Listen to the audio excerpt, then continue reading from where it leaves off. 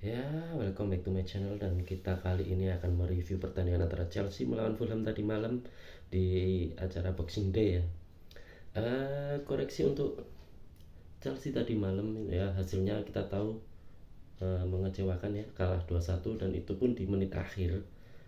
Jadi walaupun Chelsea sempat unggul di menit 16 lewat Cole Palmer yang tendangannya tuh sebenarnya nggak kenceng tapi akurasi dan terarah. Jadi kiper manapun itu kalau Leno ada di sebelah sana dan bolanya ke sini itu nggak kena.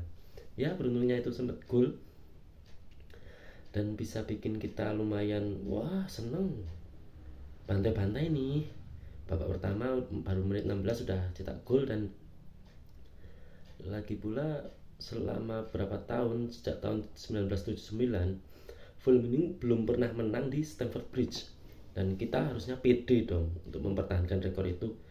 Dan asa tercipta ketika menit ke-16 tadi lewat serangan diawali dari Levi Colwill, terus oper ke tengah, ada Sancho kalau nggak salah, Sancho atau Enzo, oper ke Palmer gocek gak ada yang kena, dia shoot sendiri dan gol. Pertama murni penguasaan memang milik Fulham, tapi untuk shoot on target dan total tembakan masih banyakkan Chelsea. Ya meskipun Fulham unggul possession ada 54-46%, tapi Fulham benar-benar nggak bisa nembus ke kotak 16-nya Chelsea, karena di situ Tosin mainnya juga taktis banget, nggak terlalu ngemut bola, dan Colwill juga bebas overlap sampai ke depan ya, walaupun ya pada akhirnya dia berbuah blunder untuk gol kedua nantinya.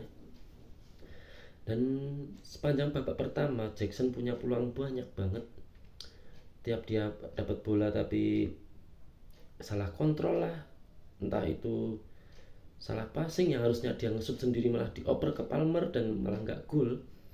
Sebenarnya dia juga harusnya sih berani ngesut sendiri ya, dengan posisi yang lumayan bebas, malah dia oper ke Palmer, dan Palmer pun juga dapat peluang lagi setelah dia nyetak gol tapi nggak kena, atau malah ditepis ya aku lupa.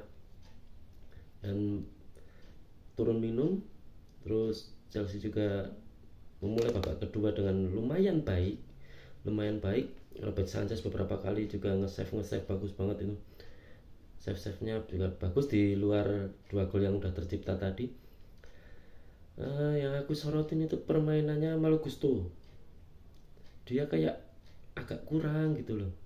Biasanya itu overlapnya bagus banget sampai kadang ke depan, tapi semalam itu dia malah kayak nggak ada visi gitu.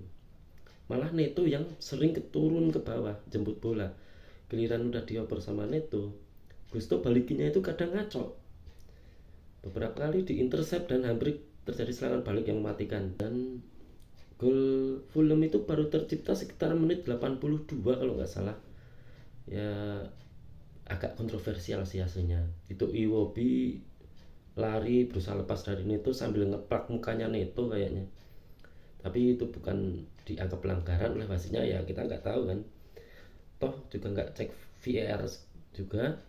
Dan harusnya Robinson itu kayaknya offside loh menurutku, entah Robinson atau si siapa, Wilson enggak, kalau Wilson enggak, Robinson yang habis dapat umpan, sebelum umpannya ke siapa, ke Wilson,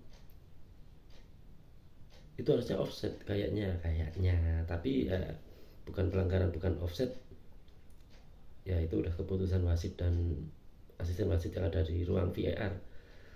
Terus laga sempat berjalan sengit itu waktu 1-1,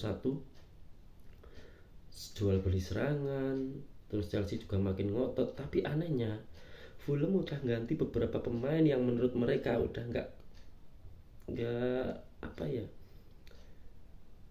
nggak bagus lah istilahnya, udah nggak relevan lagi, diganti, dan itu strateginya jalan.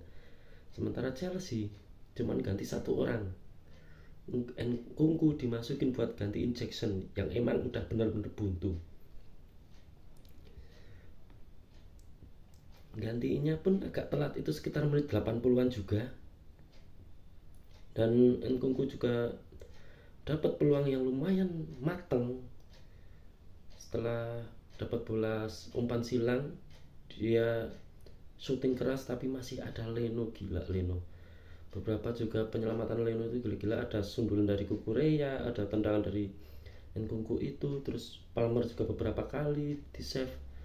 Ya awalnya aku kira itu Quartararo udah main bola karena di GP nggak bagus dia kan, ternyata emang mukanya mirip ya, aku lihat-lihat Quartararo sama Bartolino.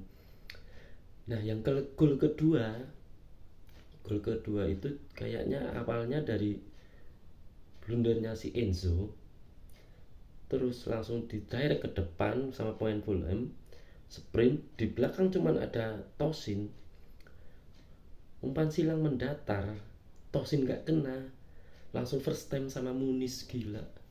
Sanchez nggak ada reaksi sama sekali. Sanchez cuma ngeliatin bola gini, ngapain ya.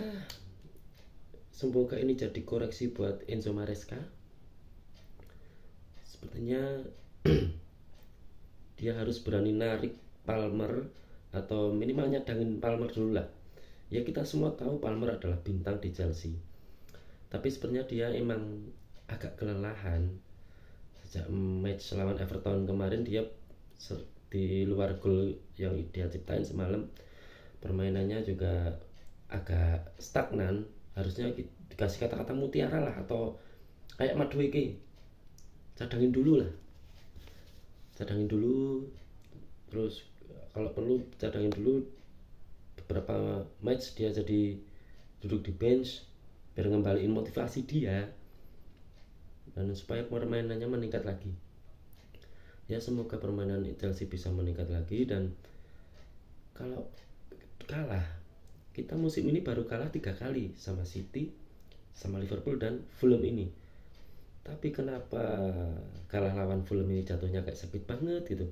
Apa karena gara-gara tetanggaan sama Fulham? Tapi ya udahlah. Toh dari Enzo Maresca, pemain sama supporter di luar sana sudah bilang kita bukan title contender. Jadi kalau Chelsea nggak juara atau finish cuman di 4 besar, ya itu udah prestasi yang bagus gitu loh. Kita emang nggak mengharap juara Premier League tahun ini. Kemarin aja di peringkat 2 kita kaget, dan ada potensi ini disusul sama Arsenal yang baru main ntar malam kayaknya. Dan jarak Chelsea sama Arsenal cuman 2 poin. Kalau Arsenal nanti menang, kita turun ke peringkat 3, ya nggak apa-apa. Ya emang Chelsea bukan mengincar gelar juara tahun ini. Sementara Liverpool